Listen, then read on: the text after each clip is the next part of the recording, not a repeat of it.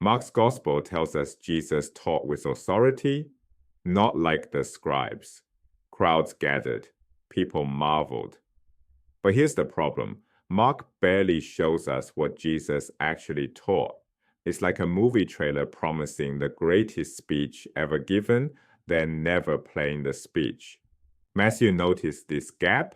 His solution transformed how we understand Jesus as teacher. He didn't just add teaching content, he organized it with stunning intentionality.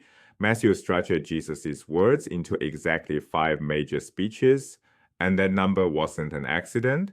Any first century Jewish reader would immediately recognize what Matthew was doing. 5 speeches, 5 books of Torah. The Pentateuch, Genesis, Exodus, Leviticus, Numbers, Deuteronomy, formed the foundation of Jewish identity. These weren't just any books, they were the books, the law of Moses. Matthew arranges Jesus' teachings into 5 distinct speeches, each ending with the same formula. When Jesus had finished saying these things, Speech 1, the Sermon on the Mount, chapters 5 through 7, Kingdom Ethics, the Beatitudes, the Lord's Prayer. Speech 2, Mission Instructions. In chapter 10, how disciples should spread the message. Speech 3, the parables of chapter 13, teaching about God's kingdom through stories. Speech 4, church rules. In chapter 18, community life and conflict resolution. Speech 5, the Eschatological Discourse, chapters 23 through 25, judgment, the future, and end times. 5 speeches, 5 books of Moses. This parallel is deliberate. Matthew makes a theological statement through structure itself. Jesus is the new Moses, delivering a new Torah for God's people. Notice the setting of that first speech. Jesus goes up a mountain to teach. Moses received the law on Mount Sinai. Jesus delivers his teaching from a mountain, and the Sermon on the Mount opens with, you have heard it was said, but I say to you. Jesus doesn't merely interpret Moses, he speaks with Moses' level authority.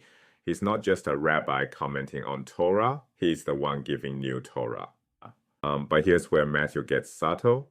After a chapter packed with parables, Jesus asks his disciples, have you understood all this? They say yes. And then Jesus delivers a crucial image.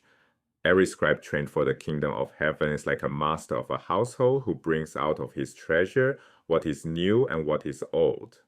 A scribe wasn't just a copyist. Scribes were expert interpreters of scripture and the tradition, the scholars of their day. Jesus positions himself, and by extension, his followers, as good scribes. This image unlocks Matthew's entire project. Picture that treasure chest. Inside are old valuables, Jewish scripture, the law, the prophets, centuries of tradition, but also new treasures, Jesus' teachings, fresh revelation about God's kingdom, new understanding of what faithfulness looks like. The good scribe brings out both, not one or the other, both. This isn't replacement theology. Matthew's Jesus says explicitly in chapter 5, verse 17, I came not to abolish the law, but to fulfill it. The old treasures remain valuable, the new treasures complete them. Some readers assume new Moses means Jesus contradicts or replaces Moses. Matthew argues the opposite. Jesus fulfills Moses. He brings Moses' project to completion. Think of it this way. Moses gave laws about murder. Jesus deepens them. Don't even harbor anger. Moses gave laws about adultery. Jesus deepens them. Guard your heart from lust. Moses gave laws about oaths. Jesus deepens them. Let your yes be yes. The pattern isn't contradiction. It's intensification, fulfillment, the old made complete in the new. This structure explains why Matthew's gospel became the most popular in the early church for teaching new believers. It was designed as a teaching document. The 5 speeches function almost like a curriculum. When you read Matthew, watch for the speech markers. Each major discourse ends with that formula. when Jesus had finished saying these things. These aren't random breaks. They're Matthew's editorial signposts, organizing Jesus' teaching into digestible, memorable units. Matthew wrote for communities who needed to learn and remember. Matthew models something for all interpreters of tradition, the good scribe approach.